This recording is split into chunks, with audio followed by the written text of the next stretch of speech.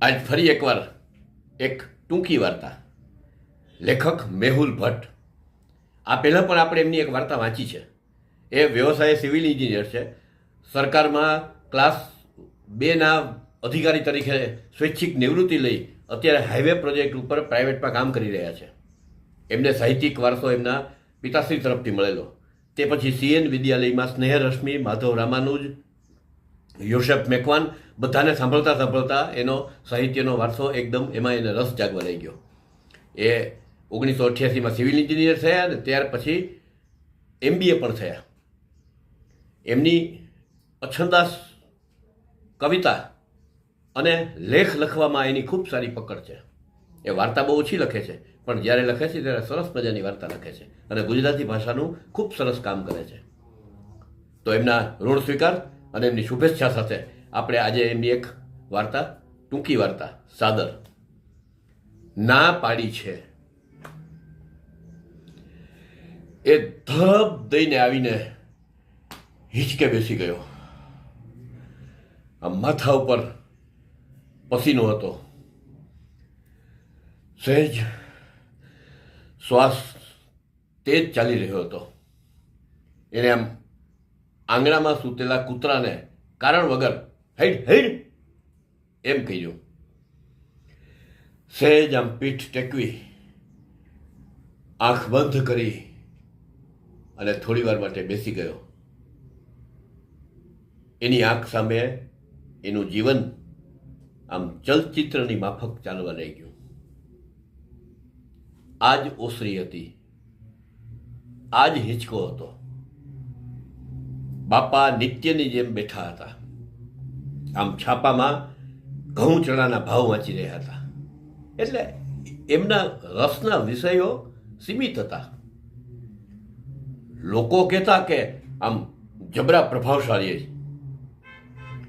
પણ જબરા હતા આમ થોડાક ડરામણા. લાલ ઘૂમ આંખો રહેતી, ખાસો સામળો વાન, આમ દમદાર ભારે શરીર, મોટું પેટ અને ઘોઘરો અવાજ. હાસ્ય સાથે જન્મ જન્મનું વેર. એ ધીમેકથી ત્યાં આવીને ઊભો રહ્યો. હળવેકથી બોલ્યો, બાપા, રિઝલ્ટ આવી ગયું. એમણે ઊંચે જોયા વગર કહ્યું, હા. સાહેબ કહેતા હતા કે સારા માર્ક છે તો કોલેજમાં એડમિશન મળી જશે. એ જરાક હલ્યા, ઊંચું જોયું. એડમિશન મળે એટલે આપણે લેવાનું એમ નહીં. એના શરીરમાં સેજ કંપારી જેવું થયું, પણ એનાથી કોઈ ફરક નહોતો પડવાનો. બાપા ફરી છાપામાં પોતાની નજર ગોઠવતા બોલ્યા, ધંધો શીખો, જવાબદારી ઉપાડતા શીખો. આમ ક્યાં સુધી ફર્યા કરશો? પણ બાપુજીએ પહેલી વાર સામે જોયું અને એનાથી આગળ કશું ના બોલાયું. બાપાએ અંતિમ ચુકાદો આપ્યો, સવારે વહેલા ઉઠી જજો, મારી સાથે દુકાને આવવાનું છે. એ નીચી નજરે આંસુ ખાતો ચાલ્યો ગયો. માએ આખી ઘટના રસોડેથી જોઈ અને સાંભળી હતી, પણ એથી શું ફેર પડે? એ સવારે વહેલો ઉઠ્યો અને બાપા સાથે દુકાને જવા લઈ ગયો. આજ સુધી એ સિલસિલો ચાલુ રહ્યો. એ વાતને આજે 40 વર્ષ પૂરા થયા. એક દિવસ સાંજે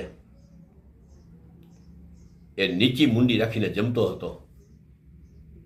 ત્યારે બાપાએ બાને કહ્યું,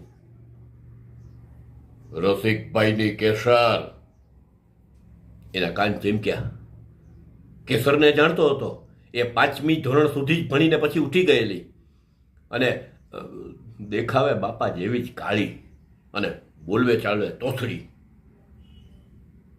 પણ આ તબક્કે એનું બોલવું અસ્થાને હતું. એ સાંભળી રહ્યો. બાપાએ ઉમેર્યું, એકની એક છે, રસિકનો મોભો ખરો. આની વાત કરી તો 8 અંગે રાજી છે. એને આમ ચીસ પાડવાનું મન થયું. હું રાજી નથી.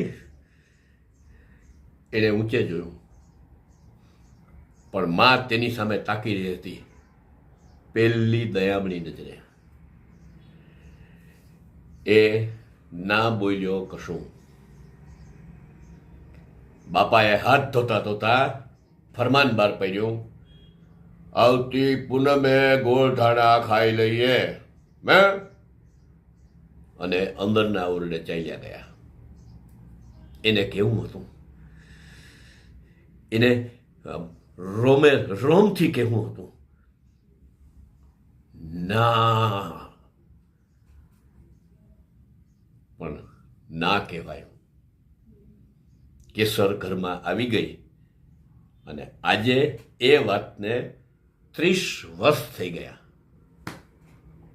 પછી તો ઘટનાઓ ઘટતી ગઈ. એનું કામ થતું ગયું. સંસારનો આમ થોડોક વિસ્તાર પણ થયો. પણ તે કદી કેસર સાથે આત્મીયતા ન અનુભવી શક્યો. રોજ દુકાને જતો, પરત આવતો. બાપાની જેમ એ પણ કદી ના હસતો, નીચી મુંડીએ ખાઈ લેતો. વાળ ખરતા ગયા, ચહેરા ઉપર કરતલીઓ પડતી ગઈ. હવે સેજ ઘૂંટણમાં પણ દુખાવા રહી ગયું હતું. હવે બાપાએ દુકાને ના આવવું જોઈએ. કમસે કમ એને છણકા તો ન જ કરવા જોઈએ. પણ એ રોજ આવતા, વારંવાર ટોકતા. વારંવાર એવું બનતું, એને જોરથી ના કહેવાની ઈચ્છા થતી, પણ એ કહી શકતો નહીં. એને જોરથી ચીસ પાડવી હતી, ના. પણ એ કદી એમ કરી શક્યો નહીં. અને એક દિવસ દુકાનના પગથિયાથી બાપા લથડ્યા. ભારેખમ શરીર, દવાખાને લઈ જવાયું. પેરાલિસિસ કમ હાર્ટ એટેક એવું નિદાન થયું. હવે પથારીમાં હતા. તે દીકરો હતો, એકનો એક દીકરો હતો. એને દુઃખ થવું જોઈતું હતું, પણ થયું નહીં. બાપાનું દુકાને આવતું બંધ થઈ ગયું. એની જાડી ગાદી ઉપર હવે એનું બેસવું. મન પડે ત્યારે હા ને મન પડે ત્યારે ના કહેવી. આહા, હવે એ પ્રસન્ન હતો. સાંજે મોડો આવ્યો. ધૂપબત્તી કર્યા. હવે બાપા નહોતા કરતા. આમ એને એક વિચિત્ર સંતોષ હતો. પછી અંદરના ઓરડે ગયો. બાપાને પડખે બેઠો. શ્વાસ ચાલતો હતો. પેલી લાલ નજર હવે લાચાર હતી. એ વિચિત્ર ભાવથી આમ બાપા સામે જોઈ રહ્યો. બાપાના હોઠ સેજ હિલ્યા. ધીમા ધ્રુજતા અને ઘોઘરા અવાજે એને કહ્યું, કક્કા, આઈસ્ક્રીમ ખાવાનું બહુ મન છે. તે જોઈ રહ્યો. એના હોઠ મરડાયા. એનામાં આત્મવિશ્વાસ ઉભરાયો. એને જરૂર કરતા થોડાક મોટા અવાજે કહ્યું, ના. ડોક્ટરે ના પાડી છે. અને પછી ભોંય ઉપર બેઠેલી બા સામે એક વિજયી નજર નાખી એ પોતાના ઓરડામાં ચાલ્યો ગયો. અસ્તુ, આભાર. તો આ હતી વાર્તા ના પાડી છે.